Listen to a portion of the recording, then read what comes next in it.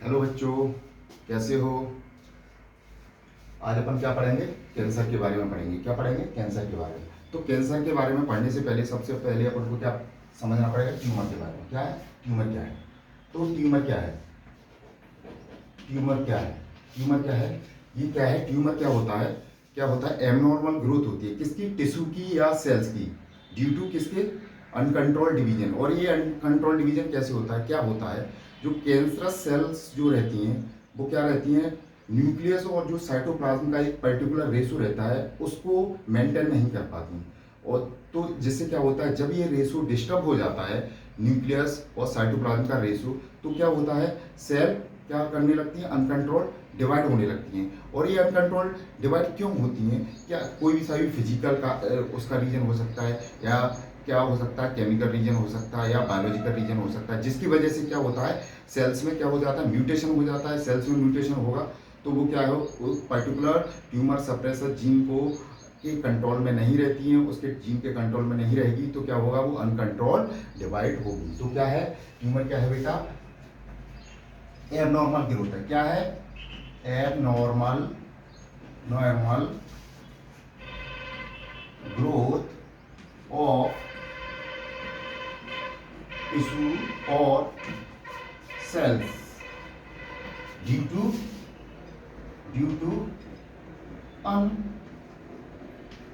Uncontrolled division. कैसे? Due to uncontrol division. क्या होगा? टिश्यू की या सेल्स की क्या होगी? एबनॉर्मल ग्रोथ होगी। इसको अपन क्या कहेंगे? ट्यूमर कहेंगे। सपोज करो दो सेल हैं। क्या है? दो सेल हैं। इस सेल का जो जीन है उसको बोलेंगे अपन प्रोटोऑन्कोजीन। क्या बोलेंगे? प्रोटोऑन्कोजीन। ठीक है, इसको क्या बोलेंगे? प्रोटोऑन्कोजीन। और ये क्या है? दूसरी सेल है। ठीक है, और इसके जो जीन है उसको बोलेंगे tumour suppressor gene. Tumour suppressor gene. ठीक है, अब क्या होता है बेटा? इन दोनों के बीच में क्या है? बाउंड्री है। क्या है? अनकंट्रोल डिवीजन नहीं हो रहा है। क्या है? बाउंड्री है। ये सेल यहाँ नहीं जा सकती, ये सेल यहाँ नहीं जा सकती। किसकी वजह से? क्या है? ट्यूमर सप्रेशन जीन जो है किसको कंट्रोल में रखता है? किसको कंट्रोल में रखेगा? प्रोटोऑन्कोजीन को कंट्रोल में करके रखेगा। अब क्या होगा? कोई सा भी कार्सिनोजन, कोई सा भी पॉजिटिव एजेंट होगा, वो क्या करेगा? इस ट्यूमर सप्रेसर जीन के कंट्रोल को कैसे हटाएगा? क्या करेगा? कोई सा भी फिजिकल रीजन हो सकता है, केमिकल रीजन हो सकता है, या बायोलॉजिकल कार्सिनोजन हो सकता है। क्या हो सकता है? फिजिकल, केमिकल और बायोलॉजिकल कार्सिनोजन के चलते क्या होगा? इस सेल में क्या हो जाएगा? म्यूटेशन हो जाएगा। तो ये प्रोटोऑन्कोजीन कन्वर्ट हो जाएगा ऑन्कोजीन में। किसमें? ऑन्कोजीन में कन्वर्ट हो जाएगा। जब ये ऑन्कोजीन में कन्वर्ट हो जाएगा तो क्या होगा? ट्यूमर सप्रेसर जीन है वो इस जीन को पहचानता है। किसको? प्रोटोऑन्कोजीन को पहचानता है, और इसको क्या है? कंट्रोल में डिवीजन के लिए क्या करता है? गाइड करता है। लेकिन क्या हुआ? ट्यूमर सेल में क्या हुआ? प्रोटोऑन्कोजीन का किसमें कन्वर्जन हो गया? ऑन्कोजीन में। किसके चलते? कोई फिजिकल कारक हो सकता है, या केमिकल हो सकता है, या बायोलॉजिकल। ठीक है, ये सब इनके ऑन्कोजेनिक एजेंट की वजह से क्या हुआ? ऑन्कोजीन में कन्वर्ट हो गया, और ट्यूमर सप्रेसर जीन ऑन्कोजीन को पहचानता है, इसको नहीं पहचानता। तो ये सेल क्या करेगी? अब अनकंट्रोल्ड डिवीजन करेगी। क्या करेगी? ये सेल क्या करेगी? क्योंकि ट्यूमर सप्रेसर जीन इसको क्या रखता था? कंट्रोल में रखता था, लेकिन इसका ट्रांसफॉर्मेशन हो गया किसमें? ऑन्कोजीन में। जब ऑन्कोजीन में ट्रांसफॉर्मेशन हो जाएगा तो ये ट्यूमर सप्रेसर जीन इसको नहीं पहचानेगा। तो ये जो सेल है वो क्या करेगी? अनकंट्रोल डिवीजन करेगी, और किसका फॉर्मेशन कर देगी? ट्यूमर का फॉर्मेशन कर देगी। जब ट्यूमर का फॉर्मेशन कर देगी, किसका फॉर्मेशन कर देगी? ट्यूमर का। तो अपन ने देखा बच्चों कि कैसे ट्यूमर का फॉर्मेशन हो रहा है। क्या हो रहा है? ट्यूमर सप्रेसर जीन है वो किसको कंट्रोल में रखता है? प्रोटोऑन्कोजीन को। ठीक है, लेकिन क्या होगा? कोई सा भी कार्सिनोजन है, फिजिकल हो, केमिकल हो, बायोलॉजिकल, उसके चलते क्या हुआ? प्रोटोऑन्कोजीन में क्या हुआ? म्यूटेशन हुआ। प्रोटोऑन्कोजीन में म्यूटेशन होने से क्या होगा? ये किसमें कन्वर्ट हो जाएगा? ऑन्कोजीन में। अब ट्यूमर सप्रेसर जीन प्रोटोऑन्कोजीन को तो पहचानता था, लेकिन किसको नहीं पहचानता है? ऑन्कोजीन को नहीं पहचानता, जिससे सेल क्या करेगी? अनकंट्रोल डिवाइड होगी, और क्या कर देगी? ट्यूमर का फॉर्मेशन कर देगी। अब ट्यूमर दो टाइप का होता है। कितने? Tumour is classified two category. कौन कौन सी कैटेगरी? एक होता है बेनाइन ट्यूमर, बेनाइन ट्यूमर और दूसरा होता है मैलिग्नेंट ट्यूमर।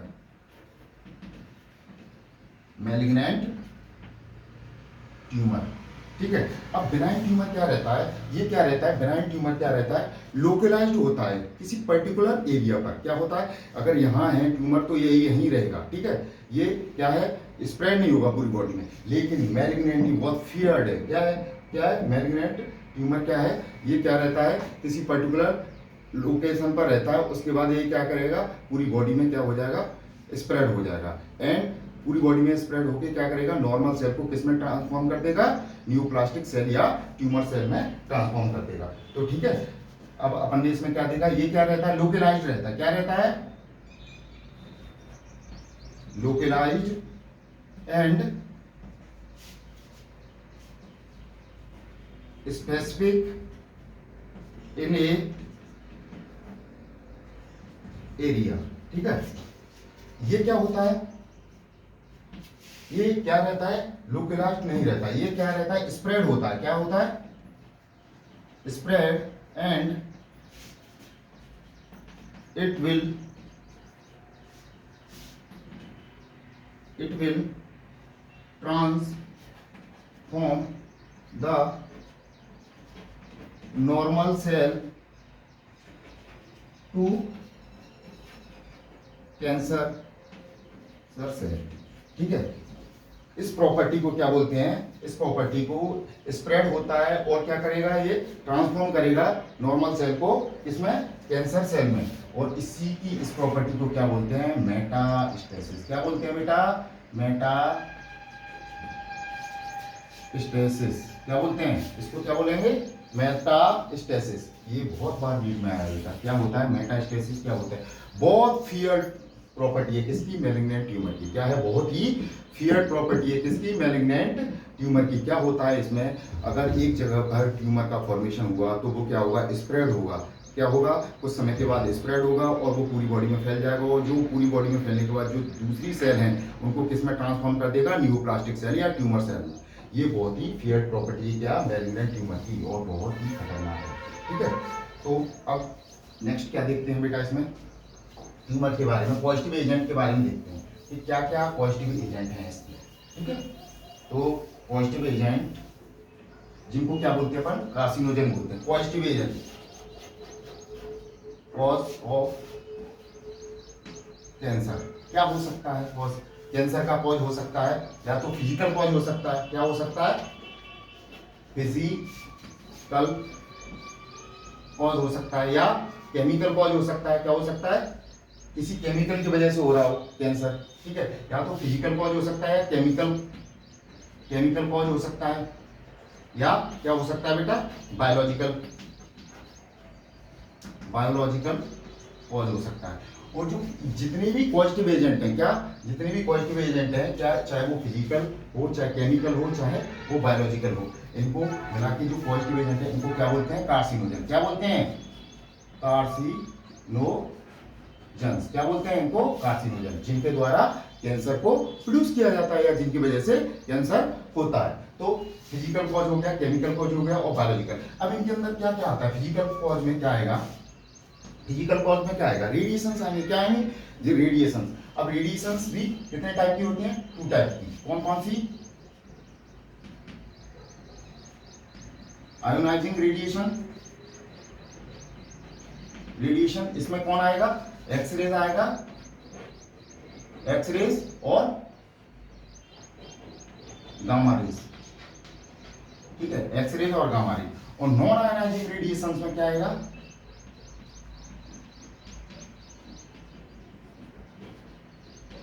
रेडिएशन में क्या आएगा, अल्ट्रा वायलेट रेज आएगी। क्या आएंगी, अल्ट्रा वायलेट रेज। देखो क्या होती है, आयनाइजिंग रेडिएशंस होती हैं कुछ, नॉन आयनाइजिंग रेडिएशंस क्या होती है, जिनकी वजह से आयंस का प्रोडक्शन होता है। ये क्या होता है, एक्सरे आती है, इसमें गामा रेज आती है। नॉन आयनाइजिंग रेडिएशंस में क्या आ गया, यूवी रेज आएगी, अल्ट्रा वायलेट रेज आएगी। ठीक है, ये हो गया फिजिकल कॉज किसके, कैंसर के। क्या, ट्यूमर के इनकी वजह से होता है। ठीक है, अल्ट्रा वायलेट की वजह से अपन ने देखा होगा स्किन कैंसर हो जाता है। ठीक है, अब केमिकल कॉजेज में क्या आ जाएगा, टोबैको। जो इंडिया में कितने लोग टोबैको च्यूइंग करते हैं या टोबैको स्मोकिंग करते हैं, तो आ जाएगा, टोबैको आ जाएगी। ठीक है, या एल्कोहल आ जाएगा। क्या आ जाएगा? एल्कोहल आ जाएगा। ठीक है, इनकी वजह से भी क्या हो सकता है? कैंसर हो सकता है। ठीक है, और बायोलॉजिकल एजेंट में क्या आ जाएगा? ऑन्कोवायरस आ जाएंगे। क्या आ जाएंगे? कुछ वायरसेस हैं जिनकी वजह से क्या होता है? कैंसर हो जाता है। क्या हो जाता है? कुछ वायरसेस होते हैं जिनकी वजह से कैंसर हो जाता है, ऑन्कोवायरस बोलेंगे। क्या बोलेंगे? ऑन्को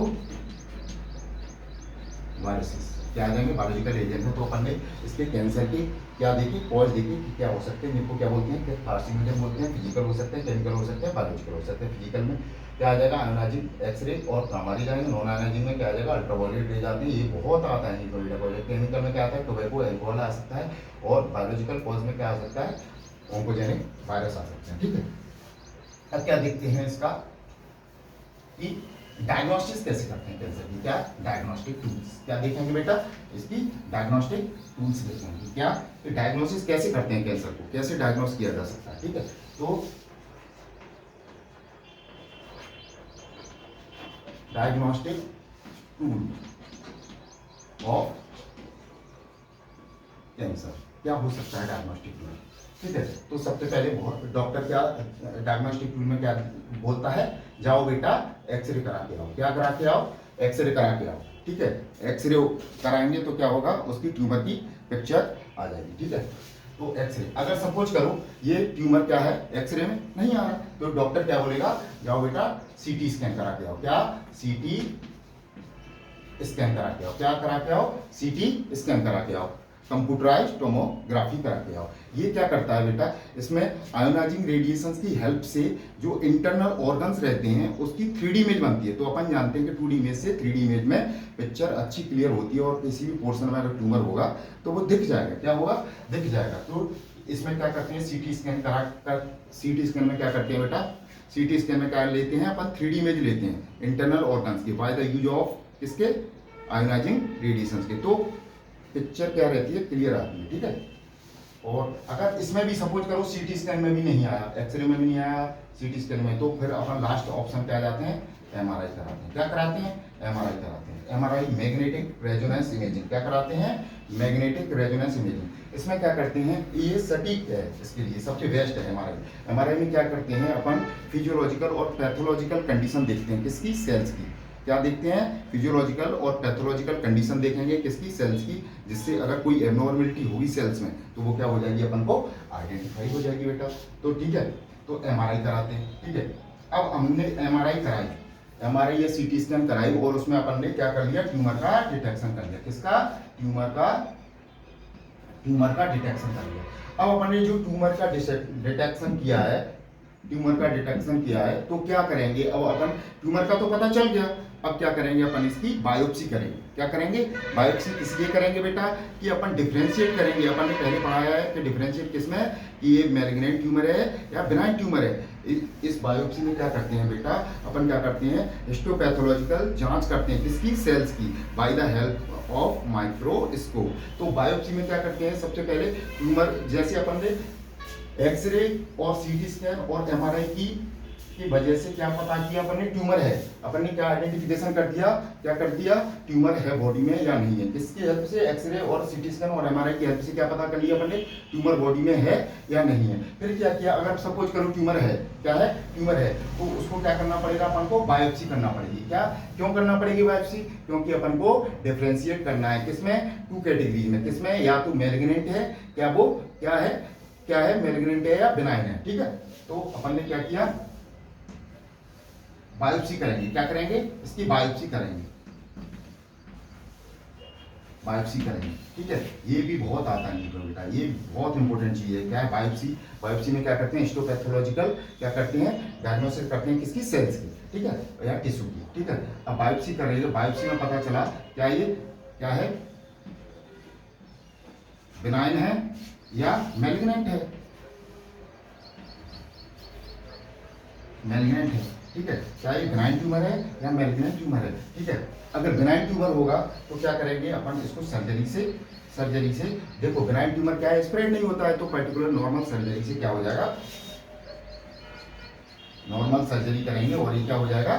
ठीक हो जाएगा, रिमूव कर देंगे अपन इसको।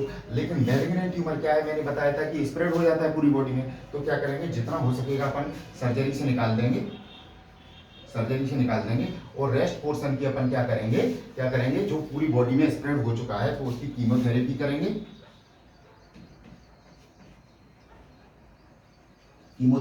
और रेडियोथेरेपी